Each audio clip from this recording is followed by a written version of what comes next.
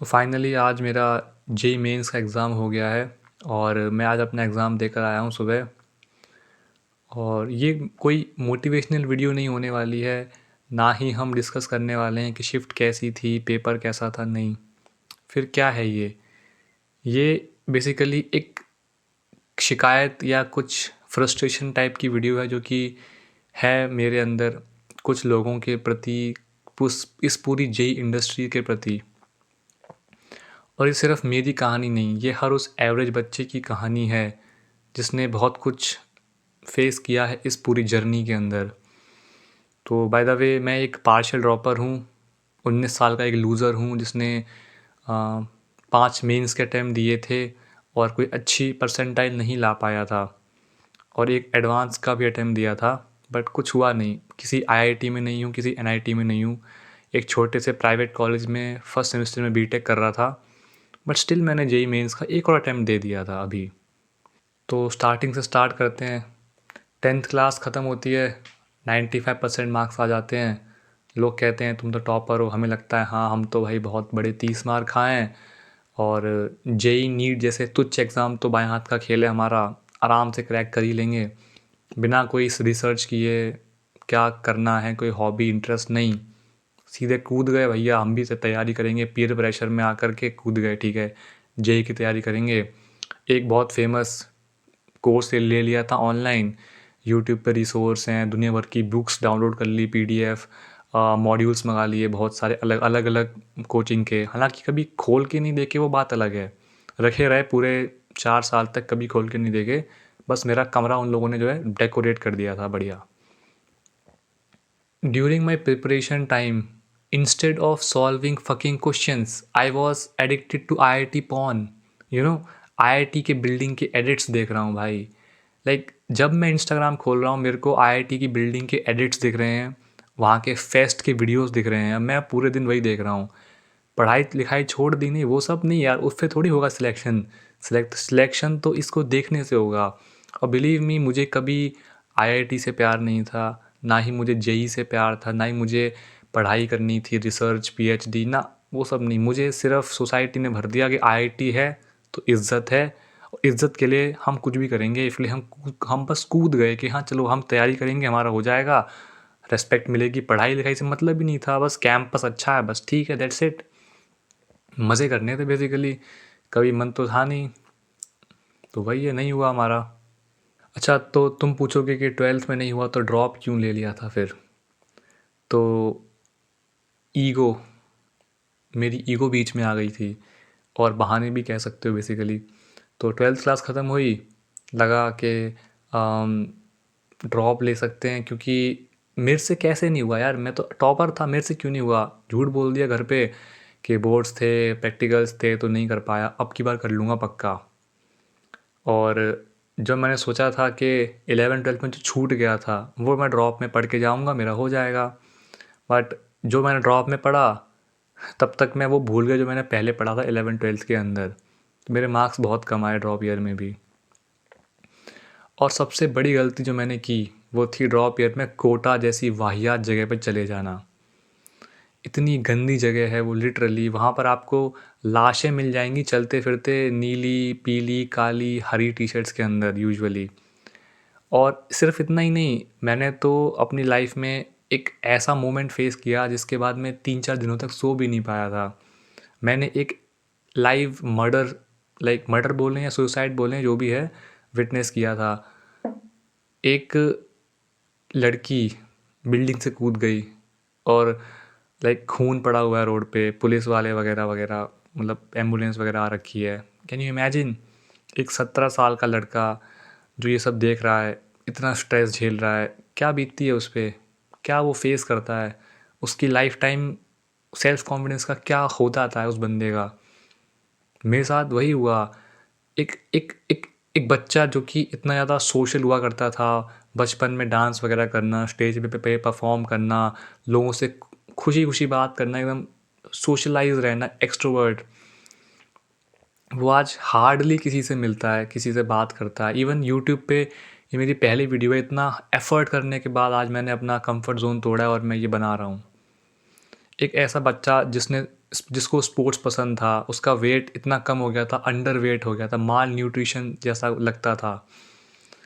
वो रातें मुझे याद हैं जब मैं परेशान हूँ, मैं रो रहा हूँ कि यार कुछ हो नहीं पा रहा मेरे से, मतलब कुछ नहीं हो रहा है, नंबर नहीं आ रहे हैं, घर वालों का स्ट्रेस। इवन मुझे याद है जब बचपन में मुझे पेरेंट्स मेरे मारते थे तो उसके बाद मुझे बुरा नहीं लगता था, ठीक है मार दिया यार, अब चलो सब सही है, मैं गले लगा ले लेता था अपने मम्मी पापा जो भी हैं उनको। बट आज मुझे बुरा लगता है क्योंकि वो चुप रहते हैं, वो मुझे मारते नहीं है, वो कुछ नहीं कहते।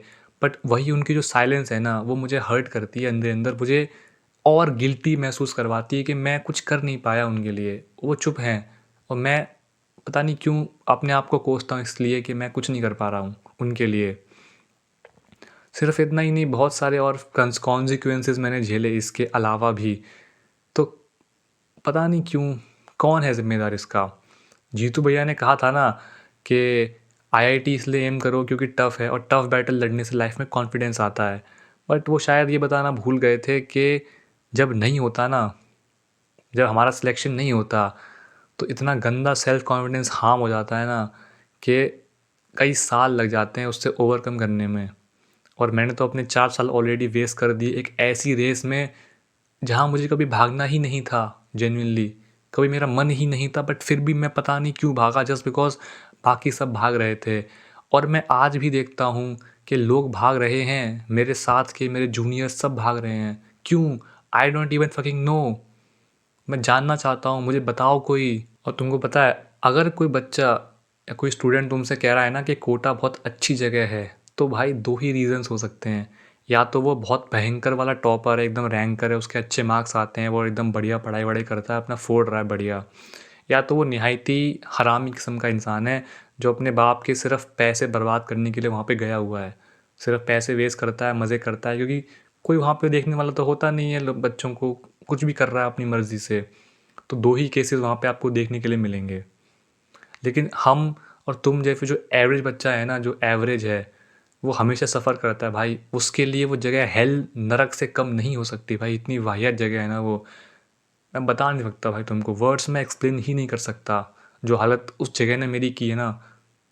I can't. इसके बाद बात आती है, पता है, यूट्यूब मोटिवेशनल गुरुज की। जितनी टाइम मैं अपने फ़ोन पे यूट्यूब खोलूँगा ना, भाई मेरे को मिल जाएंगे वहाँ पे बड़े बड़े यूट्यूब गुरुज, इस इंडस्ट्री के स्कैमर्स, मैं इनको बोलता हूँ अपनी भाषा में, जो कि आपको क्लेम करवाएंगे कि 2 महीने में 33 से 99% ये कोर्स ले लो, काउंसलिंग करवा लो हमसे, ये कर लो, ये स्ट्रैटेजी वो स्ट्रैटेजी फलाना ढिकाना। भाई तुझ में दिमाग है कि नहीं है? इवन मुझ में भी नहीं था, मैं भी चूतिया था, तुम भी हो भाई। क्यों देख रहे हो उनकी वीडियोस? भाई जिस इंसान को पढ़ना होता है वो पढ़ लेता है सीधे, उसको ज़रूरत नहीं पड़ती सब एक्सटर्नल मोटिवेशन की। Motivation is a fucking scam, और तुमको ये बात पता होगी, मुझे पता है। फिर भी तुम वही हरकतें क्यों कर रहे हो यार? समझ रहे हो मेरी बात को?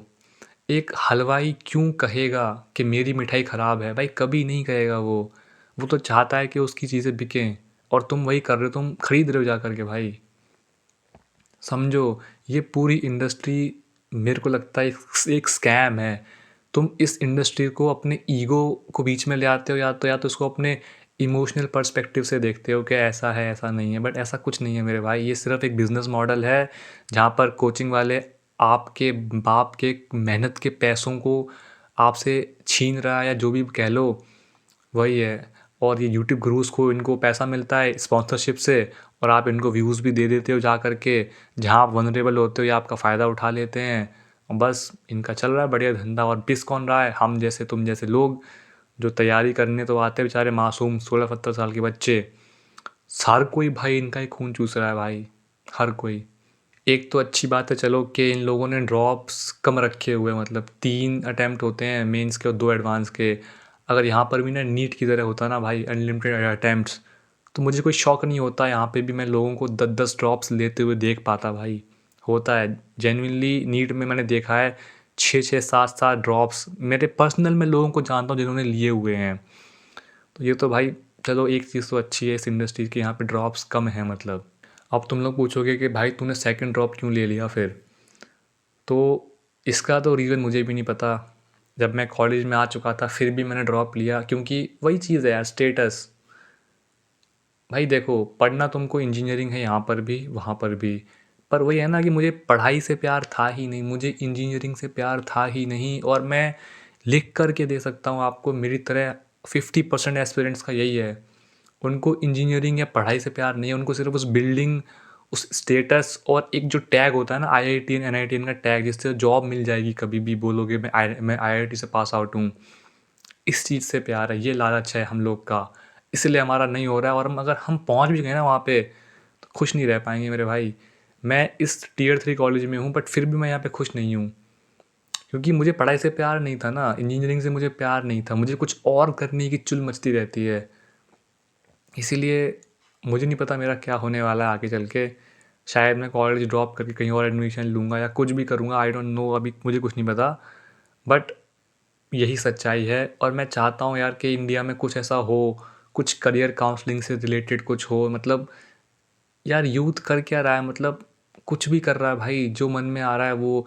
मैंने लिटरली ऐसे लोग देखे, मेरे संग के दोस्त हैं भाई 2-3, जिन्होंने मेरे से बात की, भाई क्या अभी ट्रेंड में क्या चल रहा है, ये कर लें, अच्छा हाँ ठीक है ये कर लेंगे, अच्छा मेरे भैया ने ये किया था मैं भी ये कर लेता हूँ, ठीक है उसी कॉलेज से वही चीज़ कर लेता हूँ। भाई ज़िंदगी को मजाक बना करके रख दिया लोगों ने, जो ये कर रहा है मैं वो कर लूँगा, ऐसा है वैसा है। भाई ये क्या है यार, क्यों नहीं समझ में आता लोग को।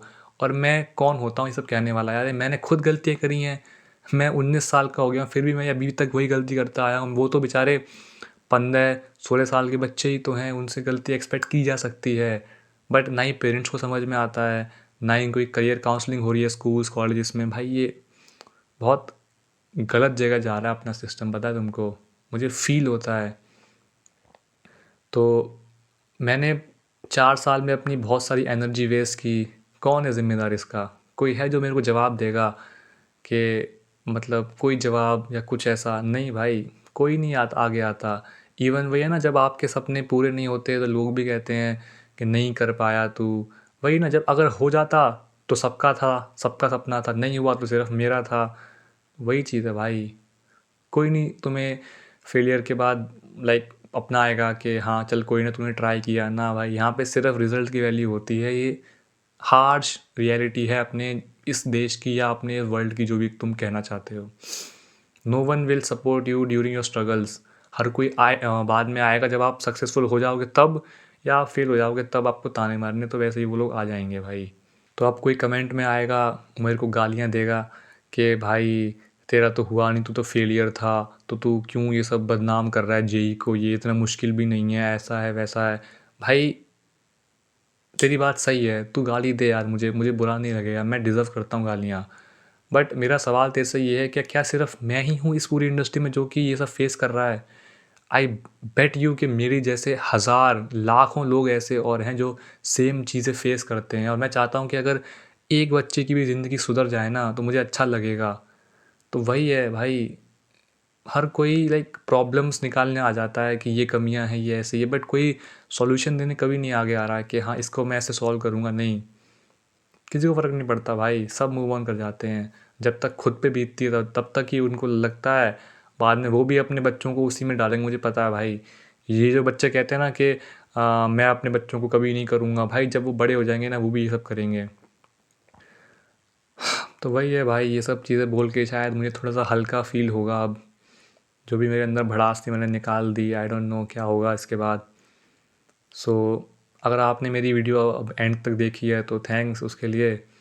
और मे बी हम बात करेंगे इन फ्यूचर कभी, अगर मेरा मन करेगा तो वीडियोस में आगे मेरे कुछ पर्सनल एक्सपीरियंसेस के बेसिस पे मैं कुछ शेयर करूँगा, अपनी कुछ किस्से या कुछ भी कहानियाँ, that's it, what ever, I don't know even. So thanks.